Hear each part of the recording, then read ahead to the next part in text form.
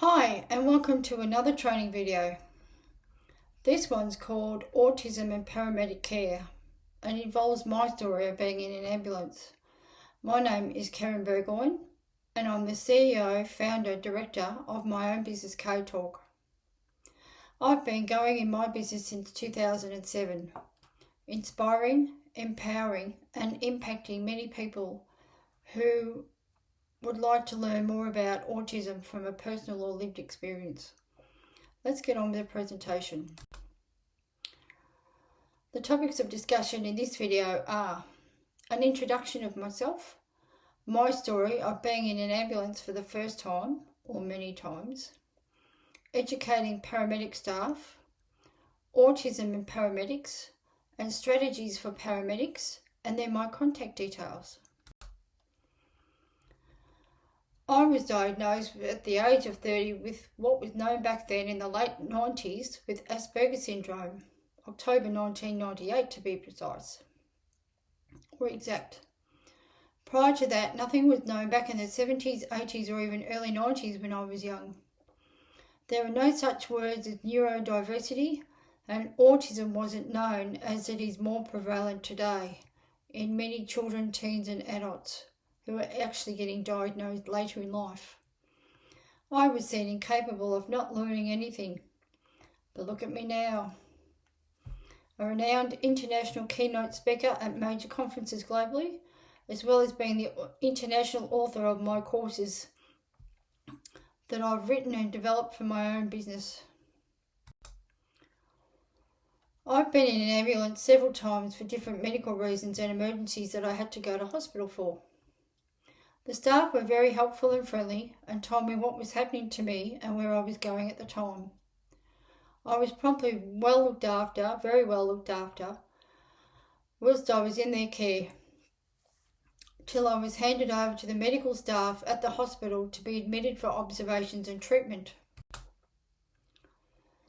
During my hospital admissions for surgery or medical treatment, I informed the doctors and nurses that I was autistic and required clear, straightforward explanations regarding my condition and the planned treatment I was going to receive for them, including how it would be managed effectively. While this was generally acknowledged, not all staff consistently communicated what was happening. Although the doctors did provide explanations of the time, some nursing staff did not always offer the same level of clarity. Healthcare staff often learn a great deal from patients who share details about their conditions and experiences from or within a hospital setting.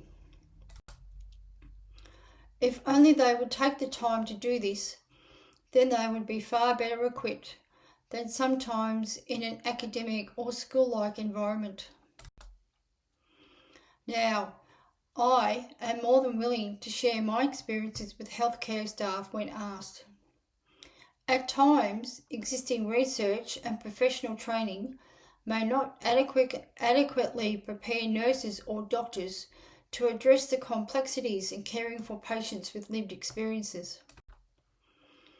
In such instances, patients' first-hand perspectives can offer valuable insights that complement clinical knowledge and formal medical education, thereby enabling healthcare professionals to develop a more comprehensive and nuanced understanding of the individuals in their care. Paramedics are required to undertake ongoing training to ensure they remain knowledgeable and prepared when providing care to patients during transport to hospital.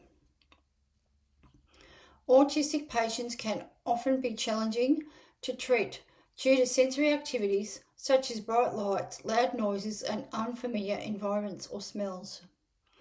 These challenges may be heightened in both hospital settings and ambulances. As such, situations fall outside their usual routine and comfort zones. Here are some strategies for paramedics. Paramedics can dim lights, turn off sirens, and minimise noises. Key support strategies include using sensory items, allowing communication aids, explaining procedures clearly, Sometimes you might need to use it as a child's storybook and go down to that level for a child, not an adult, and allowing support people such as a parent carer in the ambulance with them at the time. Some ambulance services now feature specific sensory bags or kits containing tools to assist with communication and calming. Paramedics are encouraged to ask the patient about their specific needs and preferences. The challenges with autistic people in ambulances. Sensory overload. Ambulance sirens and flashing lights can be so distressing, so a minimalist, less is more approach should be used whenever possible. Communication challenges. Emergency situations can make communication difficult, meaning visual aids or non-verbal methods may be more effective. Need for predictability. Explaining each next step to the patient can help ease anxiety and promote a sense of control. Sensory management. Reduce lighting, turning off sirens when safe, and minimising loud equipment noises.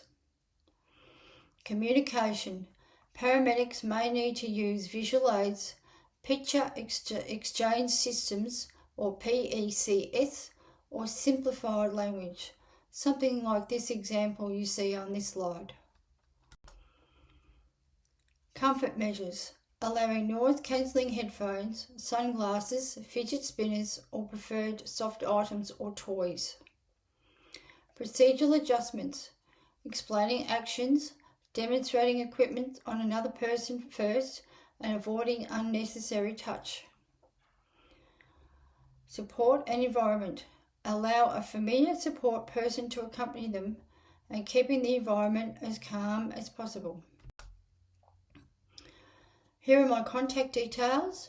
Should you wish to have any more information, please use these details, or if you need any more training videos on autism, head to my YouTube channel. That's the end of this training video. Thanks for watching. You know you want to hit that subscribe button. Yeah, go for it. That would really help me and my YouTube channel. Please like, comment and share these videos with others. I'll look forward to seeing you in the next one. Bye.